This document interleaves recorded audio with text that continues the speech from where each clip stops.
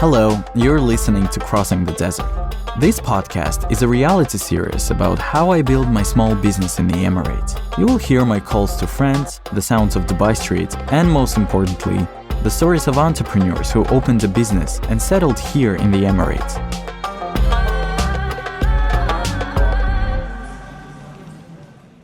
I'm Isaac. I came to Dubai to put down my roots here. The stories of entrepreneurs who have already succeeded here will help me on my way. In each episode, I interview people from India, Egypt, Palestine, Caribbean islands, UK, and other countries. I don't know which ones yet because the story is just the beginning. The podcast is brought to you by Fortis, the omni-channel platform that integrates POS, CRM, orders, payments, and loyalty programs for small and medium-sized businesses. Today I'll go to Villa 1504 to interview Hannah Pierce. She organizes play sessions for kids, quality social time for their moms, all under her brand Mumz and Munchkinz. But before I get to that, I have a big decision to make. If you have just joined us, I'll explain. In the previous episode, I told I received offer from a large company. And now I have to decide. Either I reject this offer and concentrate on my business, or I accept it, go to work in an office. I had an experience of working in the office. I was working after the graduation and after the university. I had an experience of working in the office. And for me, the most horrible thing was when you finished all your things, you've done all the tasks, you don't have the new ones, but you cannot go anywhere, you cannot do anything because you're basically chained to that place. Like, it's your work. You need to sit there and wait until the new task comes. And that is something I do not appreciate. Or another thing, when we had some projects, so we need to kind of make some steps in order to prepare a document and do all that stuff.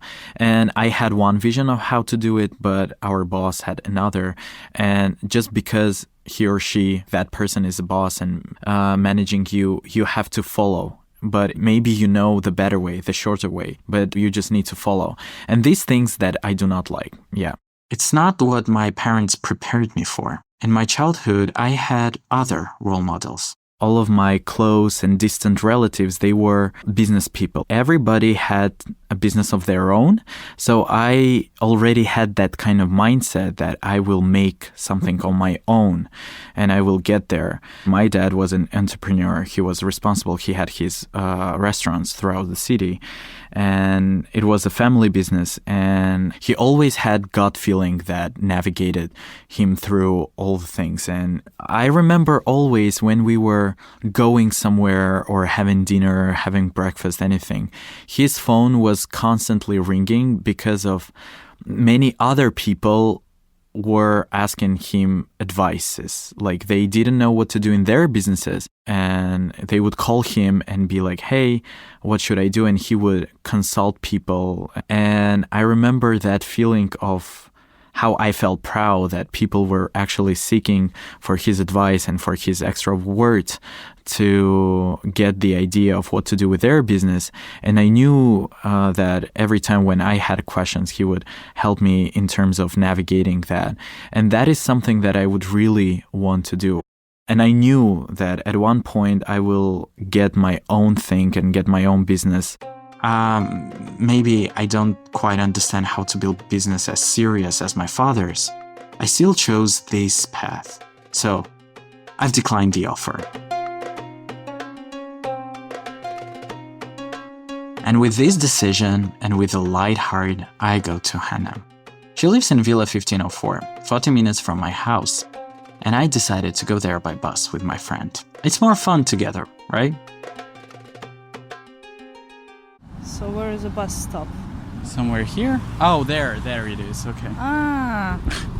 Which one we need? No, not the school bus, obviously, okay. 46 or 15, yeah. What does it say, 2 minutes? 2 minutes. Okay, if we miss that one, we will do my way. Okay. With a taxi? Yes. You know what, this is getting ridiculous. That's not how we're planning to waste our time. Oh, really? Yes. In Portugal, it's a usual station. Really? Yes. Oh, here it is. It's 15. Uh-huh. What we should do you know? Because I've never traveled by bus. So yeah, I'm spoiled. I finally got there, and it looked incredible.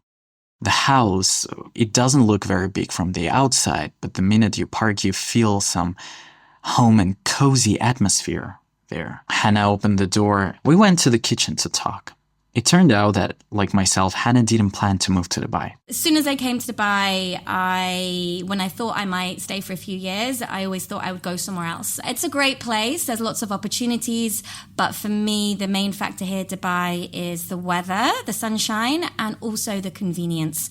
Life here is very, very easy. You can order anything. It comes within half an hour.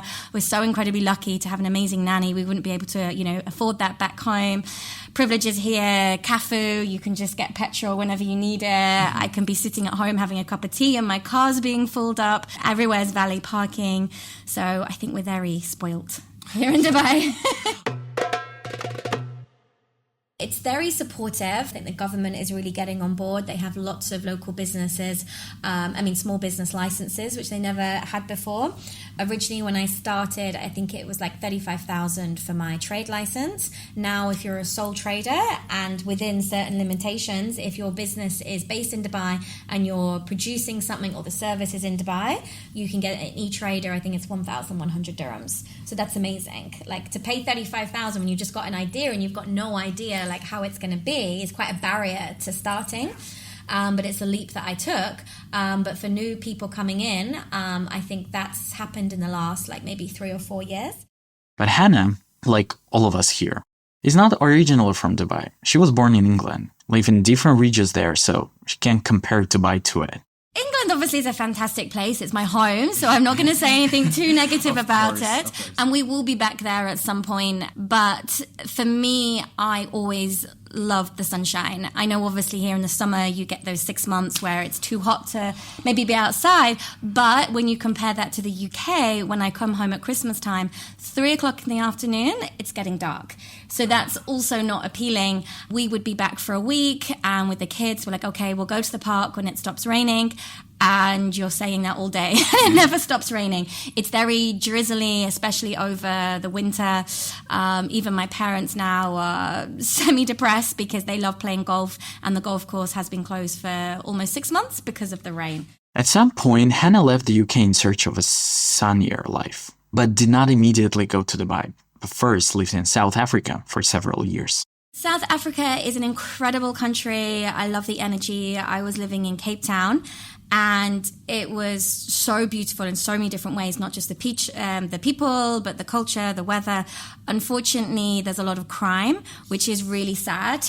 Really, really sad. I would just say, as long as you're streetwise, anyone traveling there, just take off any personal belongings. They're expensive. And just make sure, you listen to the hotel that you're staying in, get proper taxis. I think as long as you are street smart, you should be fine. I've been on their holiday since I've left, actually with my husband and kids, and nothing happened to us, but I think you just have to be careful, which is a shame. You can't explore maybe the way you would in Dubai, and obviously very contrasting to Dubai where it's so safe. And having 3 kids, it's just so lovely knowing that you have that, you don't have to always be in their eyesight. Mm-hmm. South Africa, it's an incredible place and so cheap as well compared to Dubai. Yes. But it's all relative, because when I was working there, my salary was very low. So I could probably afford the same as what I can now. But obviously having a Dubai salary and use of Dubai income and the cost of Dubai, when you come to Cape Town and I order, a glass of wine and it's like 20 dirhams, it's like, this is cheaper than the price of coffee. Can I have 2 bottles? Yeah, please? exactly. So I asked Hannah what she did when she arrived in Dubai and how she started earning money in dirhams. What did you do there as a job? Marketing, yeah. So my background is marketing. And then when I came to Dubai, I was marketing in various different roles for events. I was in fashion, Shaloop, the luxury brands. And then my last role was Fortnum & Mason, which is a British department store. And that was really nice, coming from Shaloop, where it was 15 brands that I was managing, to then one brand. So you could focus all your time and energy on one brand, and a British brand, a brand that I absolutely adored. But whilst I was on maternity, it's funny how life works out. They closed down. So I was actually only having 45 days maternity when I was pregnant with the twins, because obviously UAE law, that's the standard terms. My boss had agreed to give me a month unpaid and also my month's holiday, but then obviously I'd get back, I would have no holiday and I'd have the twins. It was probably a blessing in disguise. I was offered another role, but I decided to turn it down. So I wasn't working for the first year whilst I had the twins. And as any parent will tell you, once you've had kids, your priorities change. You know, when you're working before, I was working marketing, I was doing lots of events. I'd be home at like 9, 10. I'd be up early in the morning to do the setup. No problem. I loved my job and I didn't mind working those hours. But then when you've got young kids, committing to that and not being home at bedtime and not being able to be there for them is tough. And you feel lots of guilt as a mom. Can you tell me a little bit about the time when you had to turn down? Like, for you were pregnant, right? Yeah. And you understand that something's Yes. going to change. Why did you turn it down? So the role that I was offered was not quite as luxurious, I guess, as Fortnum Mason. I was used to working in luxury and I really enjoyed that. The role inside the company, they had lots of different brands, wasn't, I would say, on the same level. So it felt like a step down. I guess that was the main thing. Second of all, when I actually realized that I was going to be having twins and only had 2 months off work, but I think looking back now, it would have been so hard. At the time, you think you can do it because you've got no idea what's coming and the sleepless nights and everything. And thirdly, I was very fortunate. My husband was able to support me. The income, luckily, we didn't need. So it was quite an easy decision to make.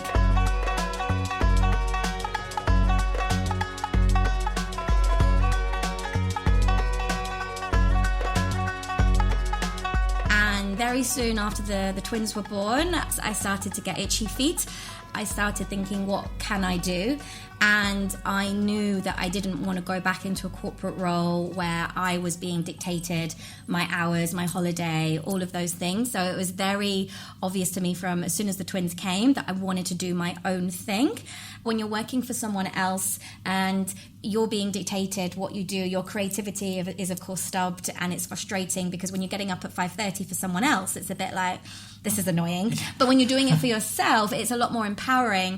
So in 6 months after quitting, she started her first business, kids furniture production. And she called her brand Mumz and Munchkinz. It was kind of around when we were looking for a new bed for the twins. There were not much choice, and how Mumz and Munchkinz started, I was actually making custom-made furniture. It kind of, I guess, grew from that idea, and then I started making climbing frames, and then I started making bookshelves. It wasn't me. I was obviously behind it. I had the 2 carpenters that were making it all. Lots of my work is sort of marketing based because, as I said, that's my background. So Instagram, it's quite like creating content, which I love doing as well. So it actually gives me satisfaction, like doing it. And it was going really, really well, the growth of that. That's how the business started. That's what everyone knew at the time Mumz and Munchkinz to be, making this custom-made furniture on Facebook. I had lots of really amazing reviews, amazing customers.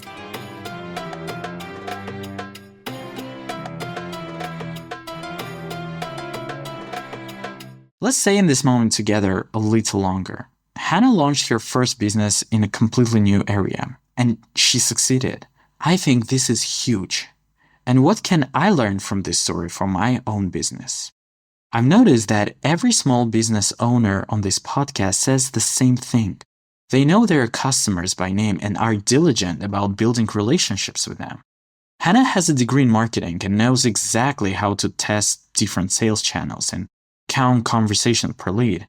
But when it comes to small businesses in the MENA region, cold marketing gives way to human relationships, and you need to be able to build them. A lot of people do business in Saudi Arabia and in the Arab world in general, in the UAE, in Lebanon, etc., by actually spending time with people.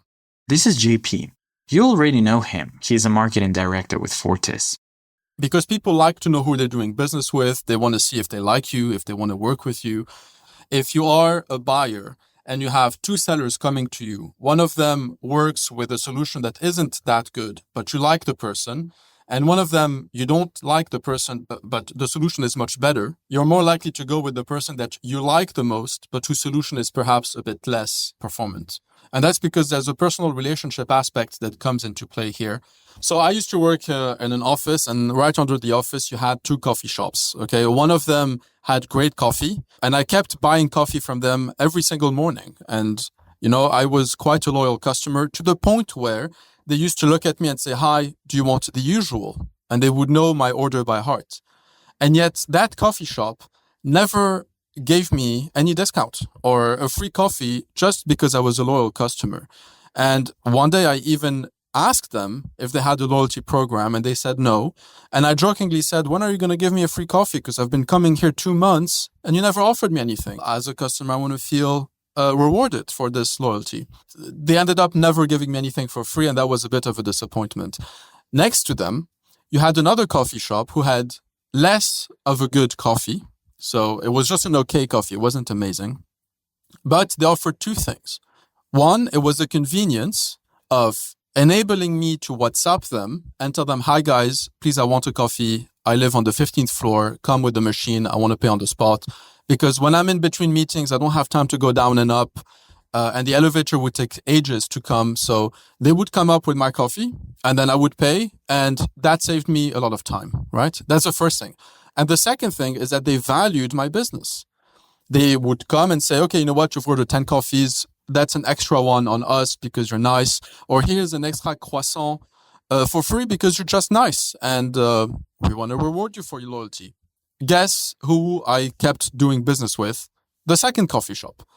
So what Fortis does, it takes that element of providing service and human connection and inputs it in the product. They help them maximize the quality of their interactions with their customers by automating something that could be manual.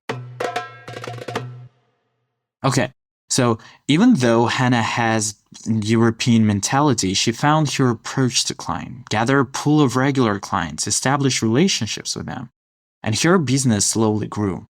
But then something happened that forced her to make a difficult decision. I was working so many hours. I'd be up at 5 in the morning. I would be working till like midnight, every hour that I possibly could, taking me away from the twins, which of course the whole point of having my own business was to be more present with them. But when you've got customers that need you to do things, because in Dubai, reputation is everything. It's a small community. I'm always a big believer in customer is king, right? Mm-hmm. Customer is happy. So if a bed goes wrong and it's like 2,000, 3,000 dirhams, like it was just so stressful. This was my 3rd child. And sometimes I was putting the business, my 3rd child, before the twins. Even my parents, my husband was like, "This is getting too much." Mm-hmm. And then brands like Homebox and your big sort of department furniture stores here started making the similar designs that I was. So then you can no longer compete at, mass-produced level. So when I first came in, these beds were like Montessori beds. It was very much a niche and it did very well. But then, like I said, the stress and then the competition, it decided to be less, I guess, profitable as a business. I think people think that labor here is so cheap. So for a carpenter to make a bed, it doesn't cost anything. But it was a very small margin. Do you remember the first time when you saw the bed that looked like you? How was it and what did you feel? I won't say the word here, but a swear word probably did come to mind. But I think at that time, I knew that I didn't want to continue with that path because it was so unbelievably stressful. And then obviously when the competition came, it was kind of, I guess, maybe a blessing in disguise because I knew then that was time to change. A sign, exactly. Yeah. So at that point, I realized that I needed to maybe stop that part of the business. Hannah says she started thinking about closing this part of the business because by this time she had developed several more directions in her business. As the kids grew up, they were having birthday parties. So I did do parties with them outside. The play that I do, I put some trays together in the back garden and the kids were playing and I did a post on Mumz and Munchkinz. Now, normally, I don't know, you're familiar with Instagram. I'm lucky if I get, 1 or 2 likes. It's like cricket sometimes. You put that content out there and it's so frustrating. You want to get loads of people liking and messaging you and it doesn't happen. But this one post, no exaggeration, I shared it and my phone just went crazy. I got 150 comments And people just saying, because I basically said, would anyone like this as a party or an event? And again, like I said, I'm lucky if I get one comment. So this to me was like, wow, we need to do this. So I started doing this in Sanderson's Cafe in Dubai. It was actually the first place that I did it. But at the same time, I was doing the custom-made furniture. I also had a clothing brand called Mo Devoted, which I was selling in the Makers Guild. And I also had another business where I was doing like markets. And while being a mum. While being a mum. So understandably, it was beyond stressful. The feedback that I was gaining was incredible, but I couldn't juggle it all. So I had to put that on pause. But do you remember the exact moment when you were like, okay, that's it? Yeah, my mum and dad were over and they were like, Hannah, you can't do it all. What do you prefer? And it was the events. So yeah, it was my parents that basically sat me down. Hannah, you can't do everything. Just try and do like one thing. When you've got so much on your to-do list, you're kind of setting yourself up for failure because you get to your weekly to-do list. It's just not possible to manage the inventory, order the dresses, all of this, but then still try and run Mumz and Munchkinz as a successful business with the kids and everything else. At the time, I was just doing this purely on my own. So at first, Hannah closed furniture production and then the clothing brand. I should have stopped it a year before I did, but it was an emotional decision because that was like I was failing. So I kept it going for a year longer, basically not really making any money and just getting more and more stressed. Closing those doors allowed me then additional time to do this event side, which has been a much more successful part of the business. So now we're at the point now where I don't do the custom-made beds, I don't do the dresses, selling those, and then the events company that I have with another friend, we just do it like once a month. That is really allowing me to enjoy the work more without it being so stressful, without constantly worrying that I haven't done this, or this hasn't been done this week, or next week. Life is short, and I think now I'm really lucky enough to say I'm not perfect, I'm not balancing it as well as I should, but I am getting more time with the kids. And you're getting better at And that. I'm getting better at that. I'm getting better at saying no, because you want to say yes to everything when it's your own business, because you never know what that yes then opens other doors, other opportunities. But at the end of the day, it's just a job, and the sacrifice that when I was working all weekends, like my husband would work during the week, and then weekends are for the kids as a family. But I'd be so stressed because we would do stuff and the nanny would be off, and the pressure that it put on our relationship, because I was then trying to work on a weekend, he was then on his own with the 3 kids. Like we were like, squabbling, and it wasn't worth it. So I am better now, focusing on one thing and doing that really well, and just taking opportunities that I know are going to be more beneficial to me than just saying yes to everything. Did you notice that before Hannah was saying twins and now she's talking about 3 kids? That's because her family had grown. And each story is unique. I never in a million years thought I would have 3 kids. The third one was very much a surprise. I'm an only child. I thought I would just have 1 child, and here we are with 3. It's definitely something that I never thought I would be. But when she came into our life, very much unplanned, interestingly, and again, this is very much a cliche, she actually has been one of the best things that's ever happened to me, because she was a catalyst to change for lots of things. These changes have all been for the better, and they wouldn't have happened if she hadn't have been born. So something that was so unplanned to then actually turn out to be, one of the best things. Life is a journey that I don't think you can ever predict. The best thing about my job now is that I can go to events like on a weekend with the kids. Like we do stuff and they help me sometimes with the Play-Doh. They get to benefit a lot out of it as well, and that's another way that the business has grown, because the twins, obviously not babies anymore, they're coming into 7. I've developed more arts and crafts, so like for slightly older kids. Before, all the setups and the events that I did was just for preschool age, because that's what my twins were.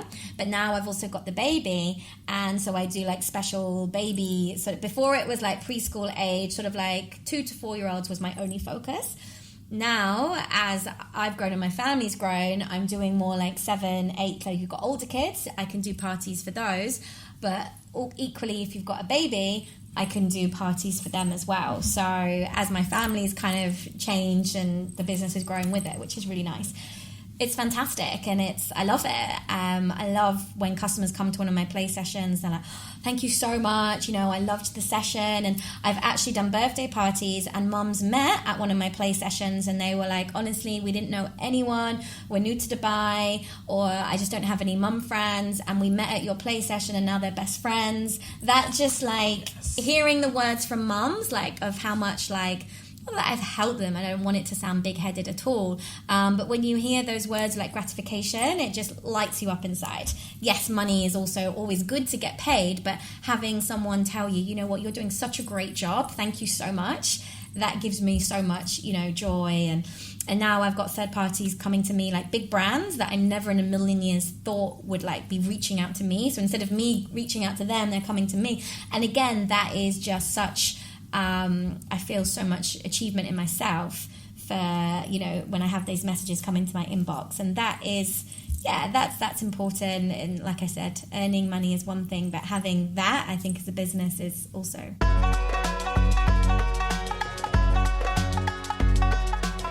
So no, definitely no regrets. There's no point. I think you have to look at business in stepping stones. So whilst this event side of the business, my regret was that I wish I hadn't started the beds. It took up so much of my money and so much of my time, and there were lots of mistakes that I learned. But without going through that process, would I have then stumbled on what I did? Life's a journey, and you can't just get to the end and straight away success. It's not going to be success overnight. For me, I would say I wasn't really making any decent income for 4 years, and everything that I was earning was going back. So I wasn't making any money. Managing expectations, I think, is a big one, because the more pressure you put on yourself, it's not working. It might be, but it just might take a little bit of time. Recently, I had the debate in my head for the last 6 months. Do I want to grow it to the next level, make a massive investment where I get offices, all of this? This cost is astronomical. I'm finally at a stage now where I'm making a really nice income, and I have decided that no, I don't want to put any pressure on myself to do that, because making that investment then means the next few years, again, not making any money because you're trying to pay back the investment. Yes, the business might grow and it might be more profitable in a few years' time, but there's no guarantee of that. There's going to be so much more stress because I have more staff, more customers, everything will be on me. We'll see, the baby's only young. If I keep going in 2 more years when she starts school, I might then be ready to be okay, I've had a good few years now of earning good income. Now I'm ready to invest it in a warehouse with the offices and 10 more staff. I don't know. But for now, baby's still young. She needs a lot of my time. The kids are still young. We're good. We're good where we are. It's interesting that a lot of small businesses, they always face this challenge, whether they need to scale and That's betray the hardest thing. themselves, right? Yeah. In some way. Scaling up and making money is the hardest thing, because with every scale up, you have sometimes a demand, which I know I do, but the cost of that scaling up, for me now, we're looking at around 300,000 dirhams would be for me to scale up, because I would need to get extra staff. I need to get a warehouse with offices, visas, all of that. Minimum is 300,000. Now that's a lot of money. I need to scale up because I know I've got the demand, but 300,000 that's a massive cost. Do I know that I can then get that back? By the end of the interview, I asked how Hannah is managing her business and family now, especially since the family grew bigger. We get the twins ready, they go to school, my husband takes them. They actually bike, which is lovely, because we live in the community, they can bike to school. And then I take the baby to nursery, I drop her off, she's there for 5 hours, and these are my favourite times. I probably should say the favourite times of my day is when I'm with the kids, but I'm going to be 100% honest. The kids are the hard. One of my friends has just given up her job to be more present as a mom, and she's like, it's so much harder to be with your kids all day than it is to work. Be honest, I will, and say the job was so much easier because you're doing it on your terms. So when I drop the baby off at nursery 3 days a week, Monday, Tuesday, Wednesday, I then go to a coffee shop right next door to the nursery because I don't want to waste time coming home and then going back. And I love those 5 hours, almost 5 hours, just sitting there. I have my laptop, I have a hot cup of coffee, the kids are in school, the baby's in nursery, and it's 5 hours. It's fantastic. Sometimes, yeah, it just flies by. And then I pick her up, and in the afternoons, I try and be flexible with the kids, like different school pickup times. The baby might have play dates, so you're like a taxi driver when you have like multiple kids. There's like this lesson, and then there's swimming, and then there's something else, and it's challenging. Yeah. I am not a father, so I don't know how does it feel, right? But I've heard there is a lot of guilt, when you... There is. The biggest guilt that I have at the moment, and again, being 100% honest, is the relationship that my baby has with my nanny. I think she sometimes prefers her, and it's quite obvious sometimes. And I've spoke to lots of people about it. It's like, how do you feel about that? Honestly, I would rather her have a strong relationship with her primary caregiver than for me to go and her scream and she not like that person. So at least she has an amazing bond with someone that's looking after her, as opposed to it be someone else. Our nanny is incredible. Like, she's an amazing person. I can honestly say she's a part of our family. I respect and care for her a lot. So I have made the decision, and you could say selfishly, to have my own business, and that is my time that I choose for myself. I don't have to do this. I could be a stay-at-home mum, but selfishly, I want to... Again, part of the reason for starting Mumz and Munchkinz was to get my own time again, because I was craving that. I was missing the gratification that you get from work, the income that you get from work. You're coming home and your husband's saying, what did you do? It's very different. The judgment, what do you do? You're a stay-at-home mum. I think society is changing, but 100% off. I hats off to all stay-at-home mums, because it is so intense. You have to be so selfless, because you're just on your kid's schedule. You have to do what they want to do, not what you want to do. When I'm sitting at my desk, I'm like, I choose to answer this email now, or do this, like, it's my schedule. It was my choice to work, and the consequences is that I'm not always around. But at least the other person who is always around, she loves her, and vice versa. Like, they both are, love each other. Was it stressing for you to leave, for the first time, to leave them together? I'm quite laid back when it comes to that sort of stuff. I could trust her straight away. Even sometimes more than my own care or my husband's care. I know lots of people do have nannies, and they say they wouldn't let their nanny go to the pool with their kids, but then I don't understand that, because you need to trust them implicitly. If I couldn't trust my nanny to take my kids to the pool, then I wouldn't trust her at all. Sometimes on with the baby, and then there's like a bruise, and because I haven't watched her for 1 second, and I think our nanny comes back after Eid now. She's been off for 5 days, and she'll be like, she's black and blue. What's going on? Yeah. But no, I think as long as you can have trust is so important. I think if you can have that, then you're able to relax about it. It's a choice, and there's consequences to every choice. But for me, working, having my own money, having the rewards of work, I need that. So the way off for me is more, and I am around because it is obviously like my own business. I can be flexible with the baby, so I feel like I do have a lot more time than I would if I was in a 9 till 5 sort of job, which is never 9 till 5. It's like it's 9 to midnight. Yeah, exactly. Almost. Yeah. Yes. So there's consequences, but it's life. Thank you so much. You're welcome. Thank you for doing it. You're welcome. I hope you enjoyed the conversation. I did. Yes, it was lovely. Thank you. Most of all in this interview, I needed to hear the part when Hannah cut off directions from her business, one by one. It was painful, but in the end, it benefited both the business, her family, and her own life. It seems that this is something that I needed to hear, because now I balance an online school, consulting, and communication adaptation services for an English-speaking audience. It seems that I guess I need to focus like Hannah did. And I was damn lucky for the next interview. I arranged a meeting with owners of an Arabic language school. I'm going to ask them how they built and scaled their business. In the meantime, I'm going home, but by taxi this time. With a taxi? Yes, because I'm not losing my time over buses. It's like I need to have my personal bus to take me and drive me around, like a school bus, but Isaac's bus. Thank you, world. That was a nice ride. See you.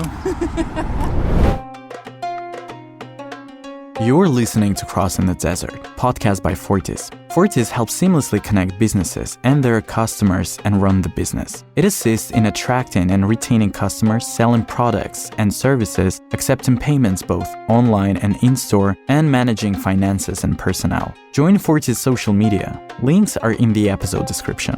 Follow our podcast or add it to your favorites. Give us 5 stars or a heart and leave us a comment. This will help other listeners find out about us, and we will be pleased. And see you in the next episode. Production by Hatch Up Podcast Studio. Showrunners Alexandra Volkova and Yelena Volkova. Producer Albert Olhavikov. Scriptwriter and editor Livia Stivo. History consultant Alona Podnibenna. Sound designer Mikhail Vasilyev. And I'm your host, Isaac Delonge.